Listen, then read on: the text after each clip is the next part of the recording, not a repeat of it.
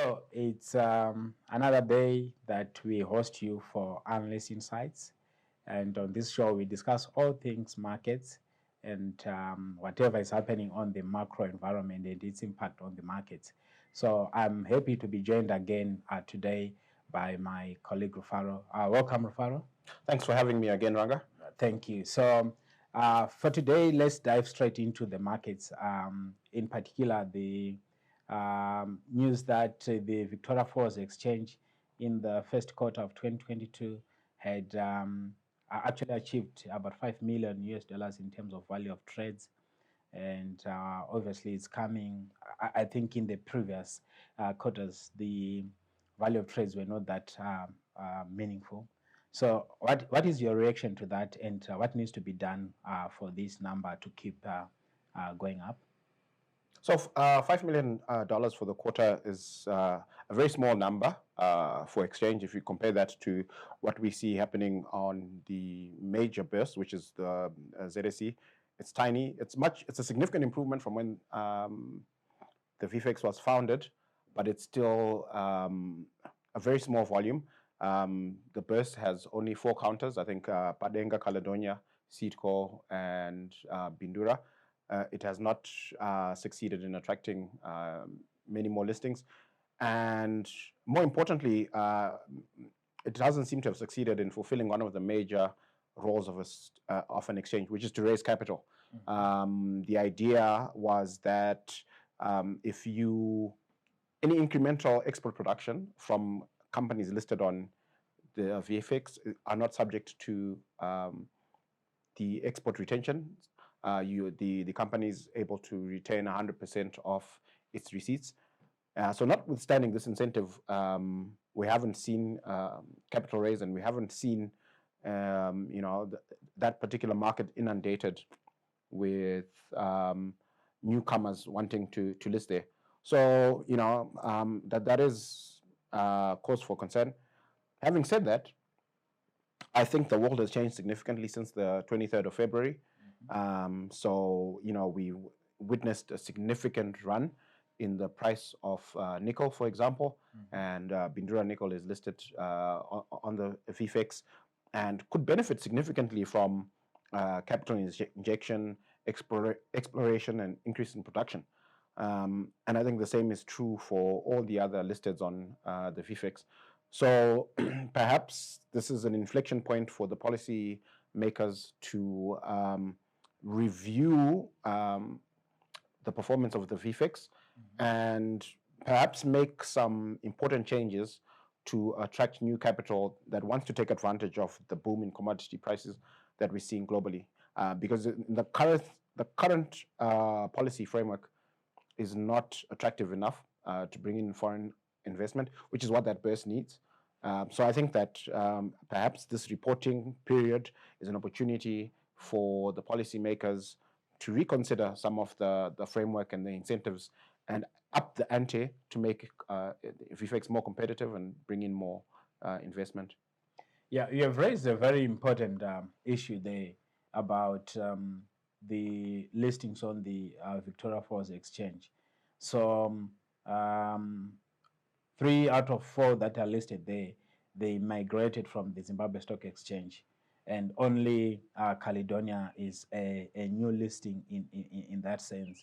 And this was not really a major capital raise, but depository receipts that were coming from where it's listed to here. Why has it taken long for new listings? I would think that maybe there are a few companies there that are generating US dollars that could possibly find it attractive to list on an exchange and benefit from these incentives.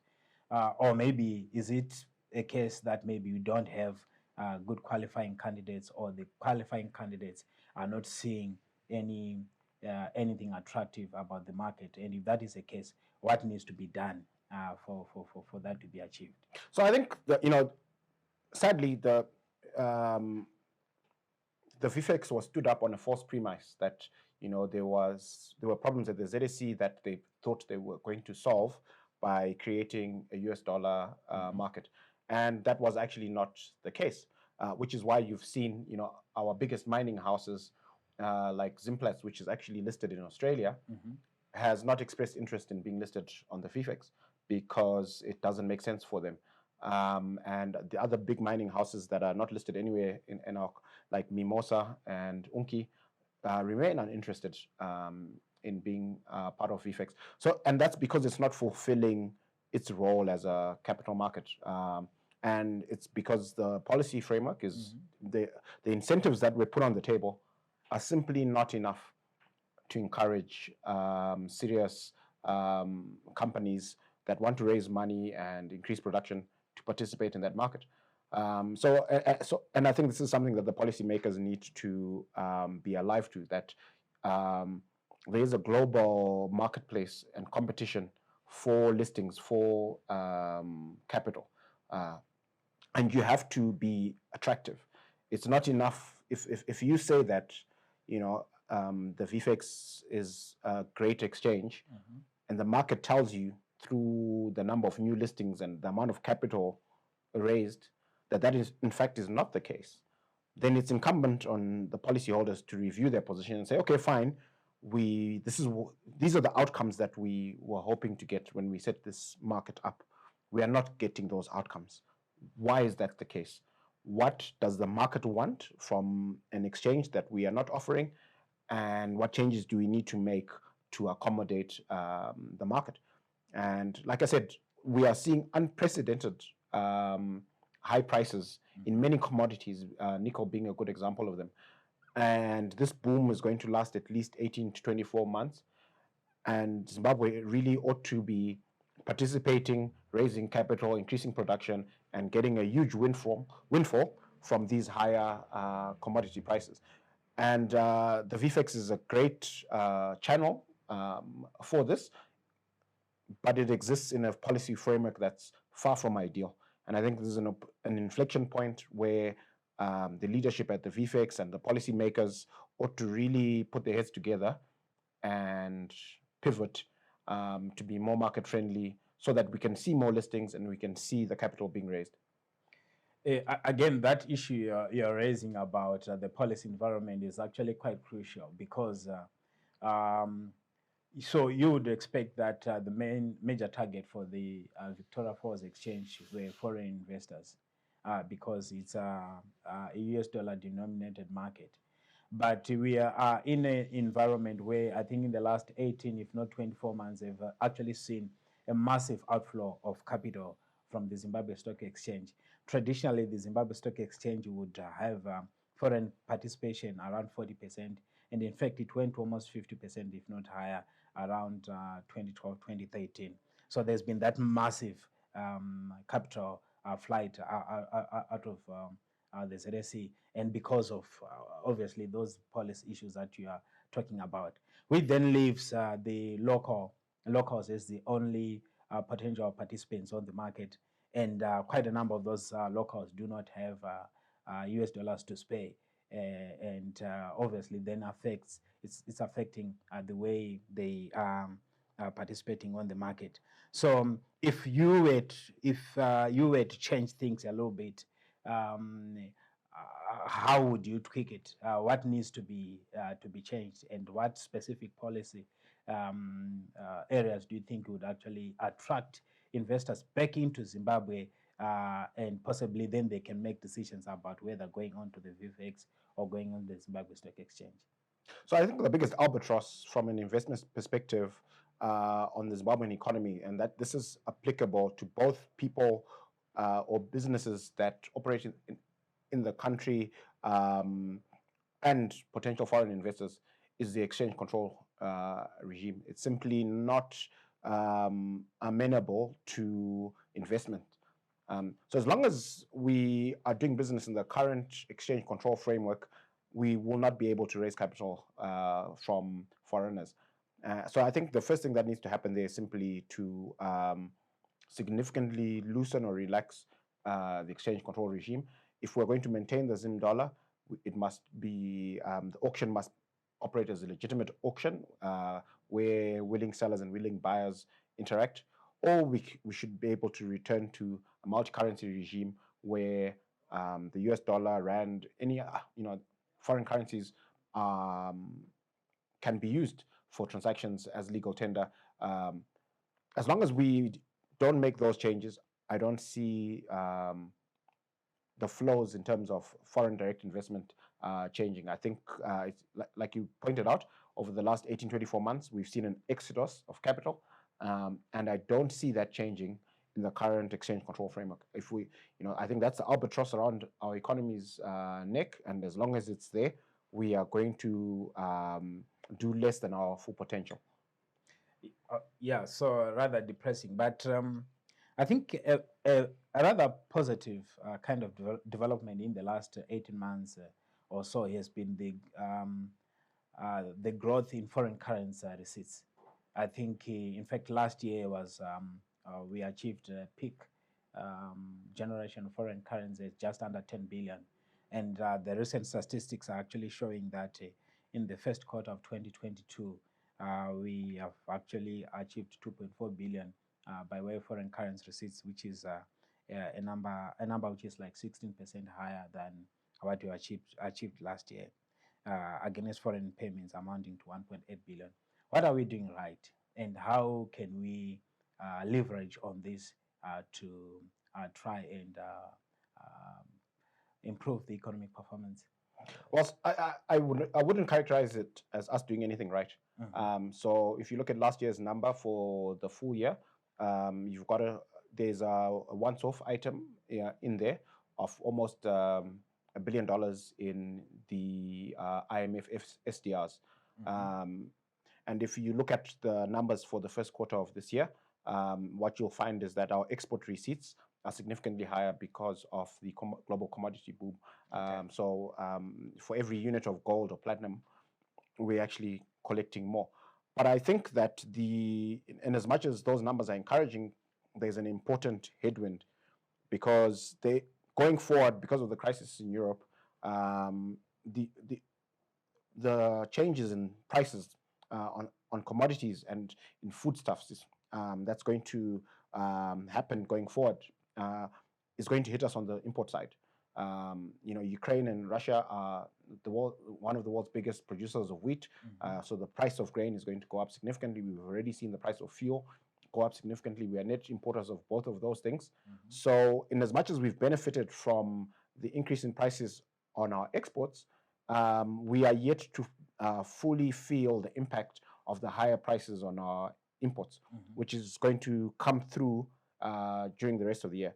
So if we don't make significant changes that increase our foreign currency receipts, I suspect that the net impact of the war in Europe is going to be negative for us, in that the increase in our import bill is going to be higher than the increase in our export receipts. And the currency shortages will actually worsen, and we might actually see food shortages as well. So I think it's incumbent on us as a country to take urgent action that will see our export receipts go up significantly. Otherwise, we're going to have challenges by the time the year is over. It's interesting that you are mentioning that, because already this week there were reports actually coming out that we actually going to start seeing a shortage in edible oils, because some of the major producers, actually Indonesia, is stopping the exportation of its palm oil to try and manage the demand and supply situation locally. And all this is coming because of the Ukraine-Russia conflict there. And so clearly, so I guess, given that scenario, that there's going to be pressure on the import side with the shortages and the impact that would have on pricing.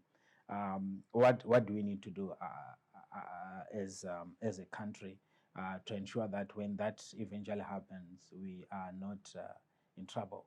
So I wouldn't characterize it as eventually happening. I think it's imminent. I think it's happening right now. I think these prices, if you look at the oil price, if you look at the wheat price, if you look at the grain price, these are things that are going up. So it's an imminent crisis. And the solution for us is actually quite simple. is to exchange is to change the exchange control framework, so that you have all this investment coming into our mining sector, into our agricultural sector, so that we significantly increase production.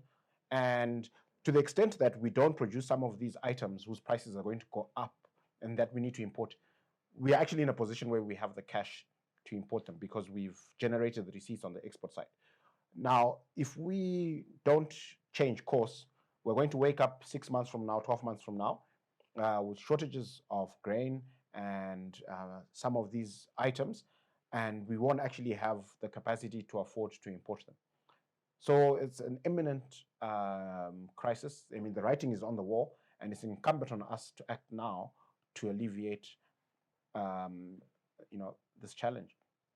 Yeah, so obviously that will pose a significant problem for us here, given that we're generally inward looking in terms of generating the investment, and yet we will still have to also import some of our critical needs. And I think there's no better place than the stock market if you want to get a picture of what the investors think about us. Just that last year, I think foreign sales to foreign buys, I think there were more foreign sellers by a factor of 4. And already this year, up to yesterday, rather on the 3rd of May, foreign selling was about 1.8 billion, and the buying was about 1.5 billion. And if you take these numbers from the fact that last year they were only a paltry purchase of 1.2 billion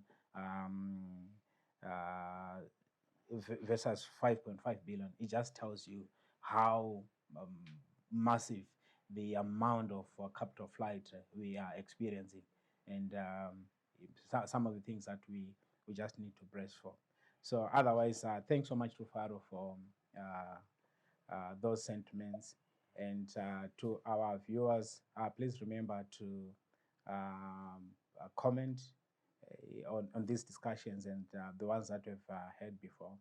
And also like our Facebook page, subscribe to our YouTube channel, that's ZFN Capital, and also ZFN Capital for Facebook, and also following us on Twitter at ZFN Capital.